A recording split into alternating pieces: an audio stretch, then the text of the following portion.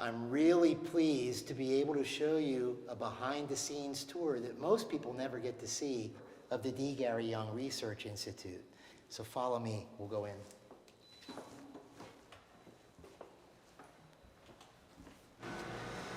So here we are in the research laboratory at the D.Gary Young Research Institute. And before I show you around the laboratory, what I wanted to do is point out the floor, believe it or not, because this laboratory is actually built on a separate foundation from the rest of the building. And the reason we did that is because we needed a floating foundation to dampen vibrations, because vibrations can actually upset some of these very sensitive instruments.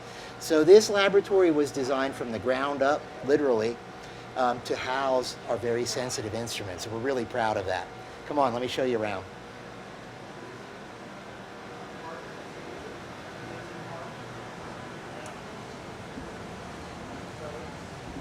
This is actually a separate room in the laboratory that is a micro distillation facility.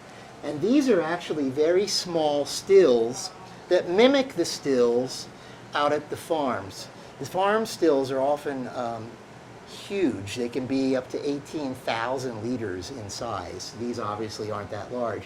But what we do with these in this laboratory is bring in experimental plants from our greenhouse, and then we distill them, and we collect the oils, and here you can see some oil that we collected earlier. And then we test those oils to understand what novel plants can bring us in terms of the oils. Now let me show you how we do some of the testing. I'd like to show you one of the real workhorse instruments that we use here in the analytical laboratory. It's called a gas chromatograph, or a GC. And this is actually one of the real workhorse scientists that we have in the laboratory. This is Dr. Richard Carlson, who is our Executive Director of Research here in the D.Gary Young Research Institute. Rich, what are you working on?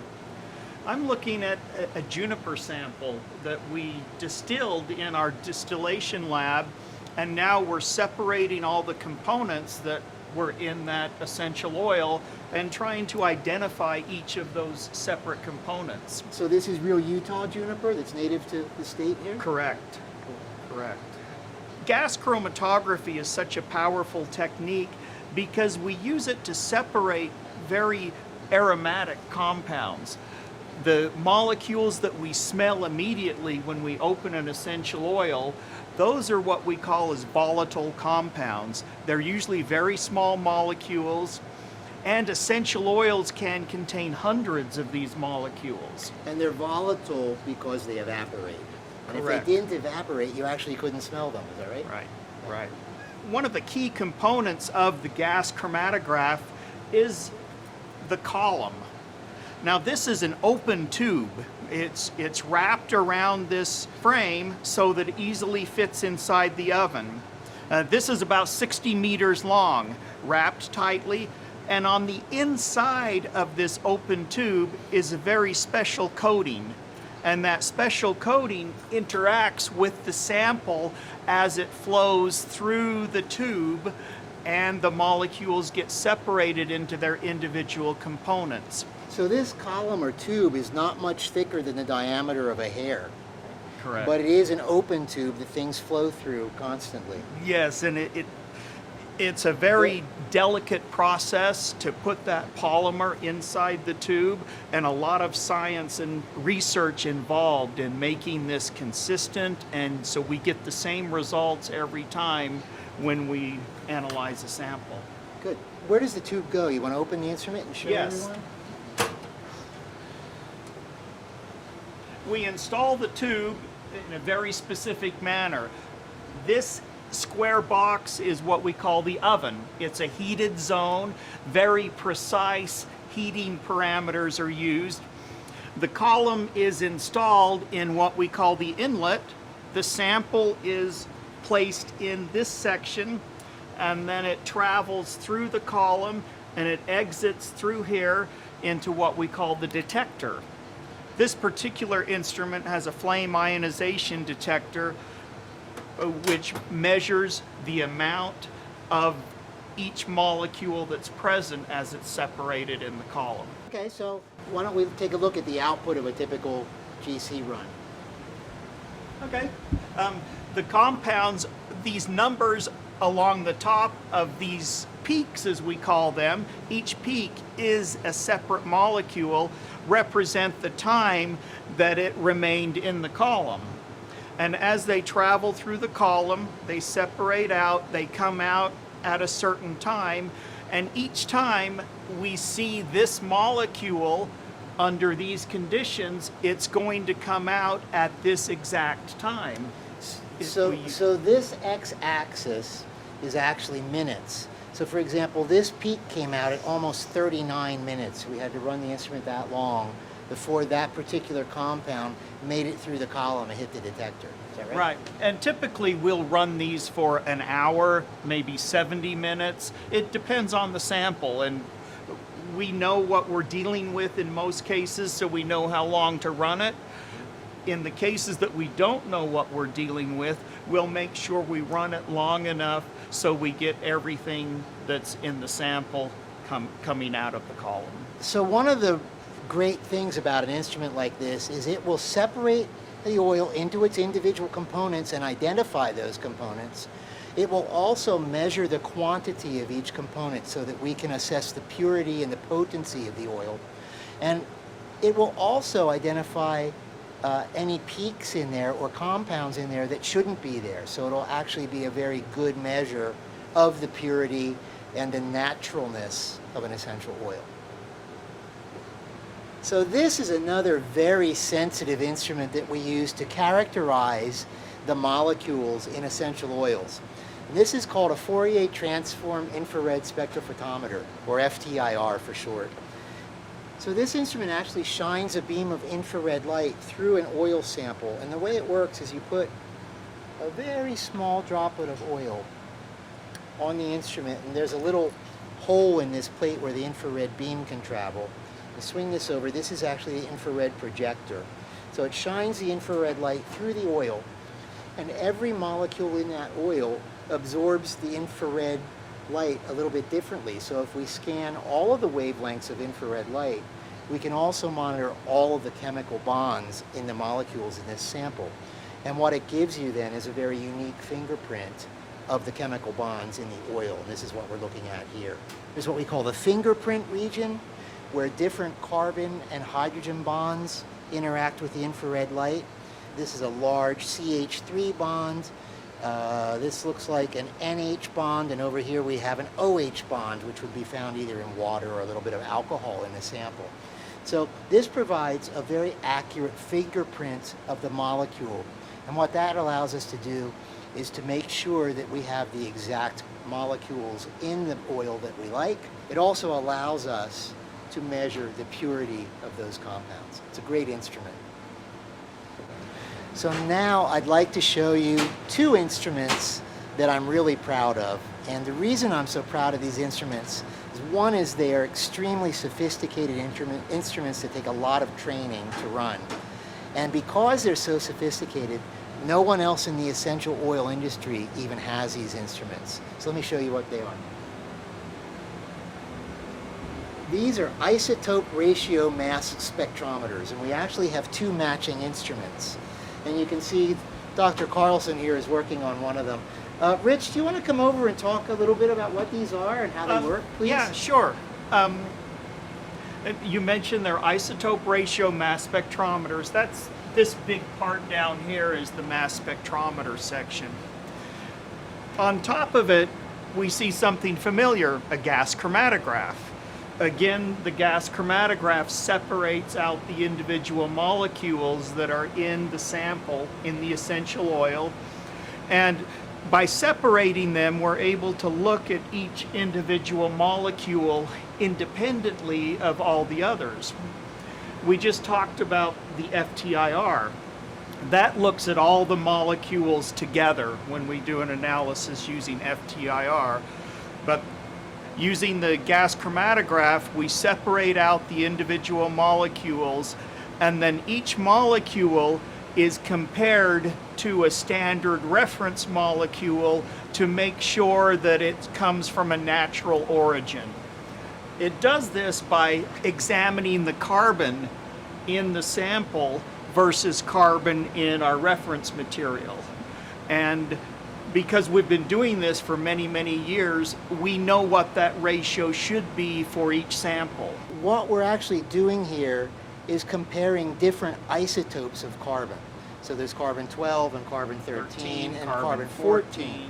And these instruments are actually able to identify and quantify the ratio of the various isotopes of carbon, which occur naturally in our atmosphere and then get into the plants as they perform photosynthesis and take in CO2. By looking at each of these molecules as they are separated through the gas chromatograph and comparing that isotopic abundance, we call it, we're able to understand, did this get created in a laboratory somewhere, or did it really come from nature? And as I said, there's an isotopic ratio that's kind of fixed in the atmosphere. So if the plant takes in the isotopes from the atmosphere, the plant will have the same ratio, and then the oil from the plant will have the same ratio. If it doesn't have that matching ratio, then we know it's synthetic. And we can even drill down and understand which part of the country, which part of the world, where did this come from based on rainfall, based on atmospheric conditions and so forth. That's so right. it is a very powerful technique. And extremely sensitive. So we can tell, for example, if a sample came from, let's say, Madagascar versus Mexico, based on the ratio of the isotopes that are in it. Really a great instrument, and we're really proud of it. In fact, we will be having a paper published on this very soon. We just submitted it to a journal, right? Correct. Yeah. Correct. So in this section of the lab, we have a suite of instruments that we call liquid chromatographs. And these are used for compounds that are not volatile, compounds that don't evaporate so that we can't use them in a gas chromatograph. And actually down here is Dr. Chris Bowerbank. And Chris is an expert analytical chemist, expert chromatographer, and he's actually working on, I believe, some new methods to detect some synthetic compounds that could possibly occur in vanilla. Right. And Chris, if you don't mind, maybe you could talk a little bit about how the instrument works and what you're doing. You bet. As Dr. Brook mentioned, we're working on advanced detection technologies for analyzing and detecting both natural and synthetic components of our vanilla. This is a liquid chromatograph mass spectrometer, and much like the gas chromatograph that Dr. Carlson and Dr. Brook showed you earlier, in this method, we use a liquid to push the sample through a column that looks like this. This is packed with small little beads that are coated with a polymeric material. And as the sample travels down the column, they separate into their individual components. Now this instrument here is what's called ultra high pressure liquid chromatography. As components are separated on the liquid chromatograph, they're then pushed over to the mass spectrometer detector. Now this is a single quadrupole type of mass spectrometer, and what this detector does is it actually determines the mass of the components as they exit the column. And based upon that mass, we can detect and identify what those individual components are. And as we compare those to a standard, we then can confirm whether or not those components that are coming off the column from the sample are authentic or synthetic. And this is an instrument that we use typically to measure compounds that are not volatile, that don't evaporate, like in the gas chromatographs. Right. And these are particularly useful for things like vanilla that don't have a lot of volatile components, and also for vitamins. So we develop a lot of methods here to determine vitamin concentrations that we then transfer to our other laboratory in quality control that uses them to analyze samples every day. Yep. Thanks, Chris. You bet. So I wanted to show you one of the really cool attributes of these gas chromatographs. We can load up samples into little vials that have rubber tops on them. They're called septa, and place them in a carousel loader like this. And this is actually a robot. And what it does is move an arm with a needle on it that comes down and punctures the little rubber septum, and then takes a sample and injects it automatically into the instrument. So an analyst can actually load this up with all kinds of samples. I think this holds 24 samples. and walk away from it. And the instrument will run all day, and at the end of the day we can come back and look at the results. Fantastic little robot. I'll show you how it works.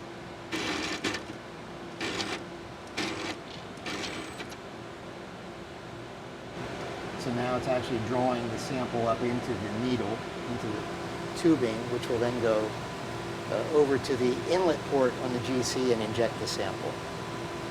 After the first sample is injected, it's timed to allow all of the components to separate through the gas chromatographic column, and after that first experiment is completed, it'll move automatically to the next sample and start again. So this is our pesticide testing laboratory. And I apologize, it's very noisy in here, and that's because the particular instruments that we use require strong vacuums. So there are vacuum pumps in here that are running all the time. But I wanted to point out the fact that this is a completely separate room from the other laboratories, and that's because we never want to take a risk of having pesticides contaminate our other samples in the other lab. So we're in a dedicated room with a different air handling system and different instruments that are used only for pesticide measurements. Again, this is a very sophisticated gas chromatograph with a mass spectrometer on it that we use to develop methods to detect very specific pesticides at very, very low levels. These days, pesticides are everywhere. They're even in the air that we breathe all the time. So we have to be very careful how we set up analytical methods to detect pesticides or potential pesticides in any oil or raw material that comes into Young Living. So here we are in the nutrition lab. Now we've transitioned from analytical research type laboratories into another type of laboratory, which is our product development laboratory. This is where we actually develop new products and make all of those great products that you love to use so much. So this is Warun Koneru. He's the head of our product development team. And I think Warun has the most interesting job in all of Young Living because he and his team are the folks who actually develop new products, make the new products that you see every day, every year coming out of our labs. Warun, why don't you show us a little bit about what you do in here? Sure. So after we do a lot of research on ingredients, we start procuring our ingredients to do more benchtop work. So here we have our whole library of ingredients. Once we procure the ingredients and know the research behind it, we make prototypes before we go into large scale-ups. So we have a kettle here where we can make liquids. We have a V blender where we can mix powders together in a good homogeneous mixtures before we going into the tableting and capsuling. So Warun, over in this part of the lab, I know we have some equipment that allows us to mimic what happens on a larger scale in manufacturing. And specifically, we can make things like capsules and tablets on some of this laboratory equipment. Do you mind explaining how these Sure. work to some of the folks? Sure. Once we go from the powder mixes, we take the mix and do more lab scale-ups for the press tablets, and we test them before we go into full-scale production to ensure the actives are staying intact and we have accurate formulations before going into the production. So, I shouldn't talk with my mouth full, but every time I come into the nutrition lab, I like to sample some of the products that they're making here. And one of the things that I wanted to point out about this lab is that it's also a fully functional kitchen. So Warun's over here in the kitchen area, and I'll let him talk to you a little bit about that. Hi. So here we have highly sophisticated 6-burner kitchen where we can create some of these food products in our labs. We have some of the most recent, your favorites, like protein bites or Wolfberry crisp bars are created in this lab. Also, vitality drops and few other products. Also, I want to point out some of our scientists. We have 3 certified food scientists, and collectively, we have over 40 years of creating natural products in this industry, and all the new and improved products you see are created by these scientists. And having this sophisticated lab really helps the scientists to thrive and be creative when they're creating new products. This is our engineering laboratory, and this is where we work on physical devices that we sell at Young Living. So for example, this is where the diffusers are invented and tested. And And you can see some of the new diffuser engines being tested here. And we have special venting systems so that we can run 100 diffusers at a time with all different oils. And it goes up into the vents and it's scrubbed before it goes out into the atmosphere. It's a great testing facility. So here we are in the personal care formulation laboratory. And this is where great scientists like Katie here develop all those wonderful personal care products that you've come to know and love. Things like all of our makeups, things like toothpaste, hair care products. And I'm going to turn it over again to Varun Koneru, who will take you through some of the specific things that we do here in this lab. Along with the formulations, we have a lot of sophisticated instruments in our lab to test the efficacy of the products. So when we develop our skincare products, we have an instrument here called Vizia, where we have a phase scans on the optical rotation, where we can test, once the product is applied, have phase scans with different directions and have facial measurements, mostly of the physical parameters of the skin, and look at how the products, when applied, are working on them. And also we have our stability chamber where we test once we create these formulas, we test for shelf life of it in there. And I'll show you real quick how we work on those. Once we have a formula in the lab, we test it under stressed conditions to make sure it is having a full shelf life, which is a year to 2 years. And the instrument here we have is a 40 degrees C with a 75 humidity. And under those stress conditions, we look at our formulas to see how they behave under these stress conditions to know the full impact of the formula and the durability of it. So I hope you've enjoyed your behind-the-scenes tour of the D.Gary Young Research Institute. And if you're ever in Lehi, Utah, please come in and visit us at the Global Headquarters building and take a look at our laboratories. We have a lot of it behind glass, and you can come in and do a self-guided tour anytime you'd like. As always with Young Living, everything is open to the public. We have nothing to hide, and we love showing it to you. Thanks, everyone.